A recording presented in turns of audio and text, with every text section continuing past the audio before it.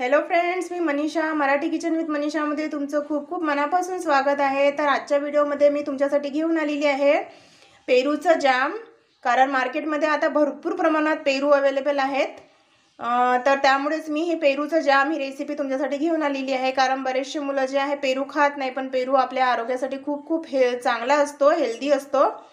त्यामुळेच मी ही रेसिपी तुमच्यासाठी घेऊन आलेली आहे। तर चला व्हिडिओ स्टार्ट करूया आणि बनवूया पेरूचा जाम। तर व्हिडिओ पूर्ण फुल वॉच करा। तर चला स्टार्ट करूया। हे बघा, इथे पेरूचा जाम बनवण्याकरिता मी इथे 2 पेरू घेतलेले आहेत। पेरू हे थोडे पिकलेलेच घ्या तुम्ही जाम बनवण्याकरिता। तर आता याचे छिलटे काढून आपण बारीक बारीक तुकडे करून घेऊया। हे बघा, मी इथे पेरूचे छोटे छोटे तुकडे करून घेतलेले आहेत। आणि पेरूचे तुकडे करताना लक्षात ठेवा की त्याचे छिलके सुद्धा आपल्याला काढायचे आहेत। आणि आता एका कुकरमध्ये मी पाणी गरम करण्याकरिता ठेवलं होतं। हे बघा, पाणी सुद्धा गरम झालेलं आहे। तर आता आपल्याला इथे 1 चम्मच मी निंबूचा रस टाकत आहे। तुम्ही याऐवजी विनेगरचा सुद्धा वापर करू शकता।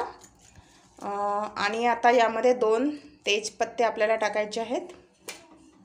आणि आपल्याला आता हे जे आपले पेरूचे तुकडे होते हे यामध्ये आपण टाकून देऊया। आणि 2 सिटी येईपर्यंत आपल्याला हे पेरूचे तुकडे छान असे शिजवून घ्यायचे आहेत, सॉफ्ट। हे बघा, पेरूचे तुकडे पूर्णपणे बुडेपर्यंत आपल्याला इथे पाणी टाकायचं आहे। हे बघा, आणि 2 सिटी येईपर्यंत आता शिजवून घेऊया आपण। तर हे बघा, आता 2 सिट्ट्या झालेल्या आहेत। आता गॅस बंद करून द्यायचा आहे आणि थोडा वेळ थंड करण्याकरता ठेवूया आपण। कुकर थंड झालेला आहे, बघूया आपण की आपले पेरू शिजले आहेत की नाही। हे बघा, किती छान शिजलेले आहेत। तर आपण यातले आता तेजपत्ते काढून घेऊया आणि मिक्सरमध्ये छान असं बारीक करून घेऊया, म्हणजे छान पेरूची प्युरी रेडी होईल। हे बघा, पेरू मी जो आहे मिक्सरमधून बारीक करून घेतलेला आहे। आता आपल्याला गाळणीने छान हा गाळून घ्यायचा आहे, म्हणजे पेरूच्या ज्या काही बिया वगैरे असतील ना त्या निघून जायला हव्यात आपल्याला। तर अशा प्रकारे छान गाळणीने गाळून घ्या।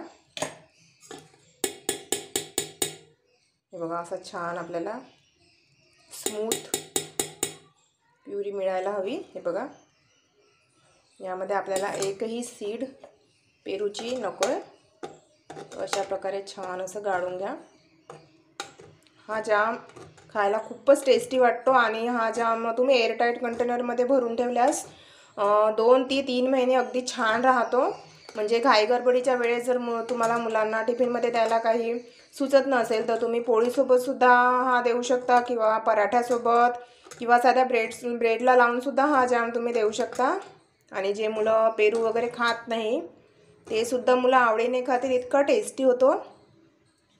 तुम्ही नक्की करून बघा। तर हे बघा, अशा प्रकारे आपल्याला हे गाळून घ्यायचं आहे। पेरू मी पूर्णपणे छान असे गाळणीने गाळून घेतलेले आहेत। आता आपल्याला एका पॅनमध्ये 1 छोटा चम्मच तूप गरम करायचं आहे। तूप छान गरम झालं की आपल्याला यामध्ये 1 कटोरी मी इथे साखर घेत आहे। मी 2 मीडियम साईजचे पेरू घेतले होते, त्याकरिता मी 1 कटोरी इथे साखर घेत आहे। जर तुम्ही जास्त जाम तयार करत असाल तर त्या प्रमाणात मग साखर घ्या। ते बघा, तूप आपलं छान गरम झालेलं आहे। तुम्ही साखरेऐवजी गुळाचा सुद्धा वापर करू शकता। तर हे बघा, तूप छान गरम झालं। आता आपण यामध्ये साखर टाकून देऊया आणि यामध्येच आता आपल्याला ही जी पेरूची प्युरी होती ती सुद्धा इथे टाकायची आहे। मिक्स करून घ्यायचं आहे छान। मीडियम फ्लेमवर छान असं शिजवून घ्यायचं आहे, छान घट्ट होतपर्यंत।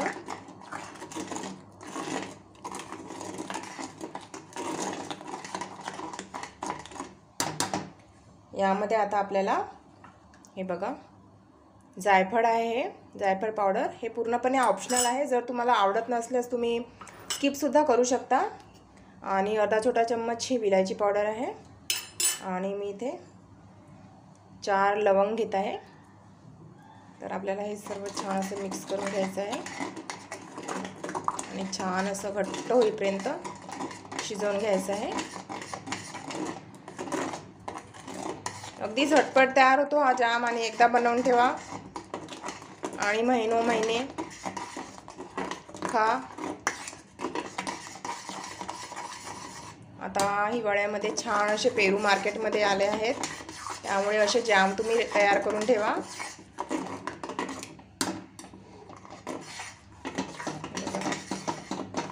पेरू न खाणारे मुलंसुद्धा आवडीने खातील इतकं टेस्टी आणि यम्मी जाम बनतो हा. तुम्ही बनवून बघा, बनवल्यानंतरच तुम्हाला अनुभव येईलच. तर हे बघा अशा प्रकारे कंटिन्यू फिरवत राहा आणि व्हिडिओ प्लीज शेवटपर्यंत पूर्ण बघा.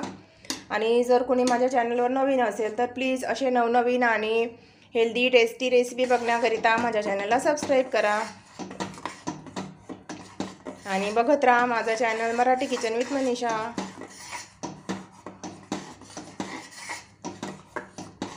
आणि प्लीज कमेंट करण्यापुरतंच व्हिडिओ बघू नका, प्लीज फुल वॉच करत जा.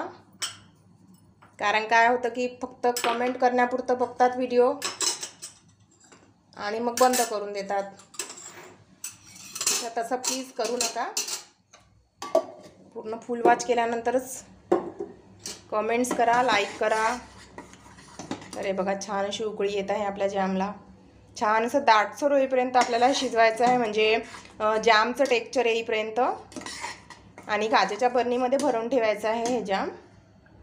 तर चला आता आपण मीडियम फ्लेमवर छान असं शिजवून घेऊया.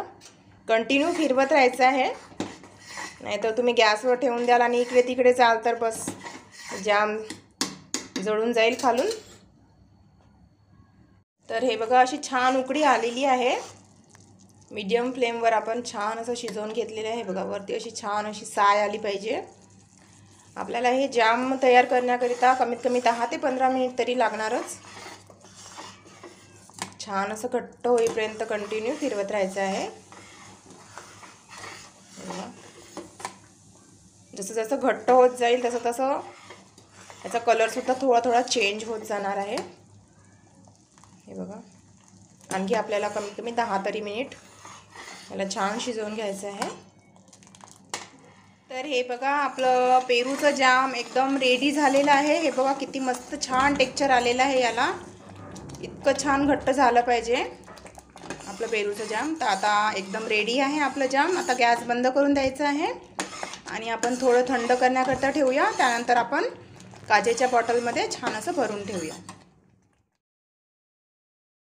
तर हे बघा पेरूचं जॅम जे आहे रेडी झालेलं आहे. हे बघा याचा कलरसुद्धा किती मस्त आलेला आहे आणि टेस्टसुद्धा खूपच छान यम्मी आहे.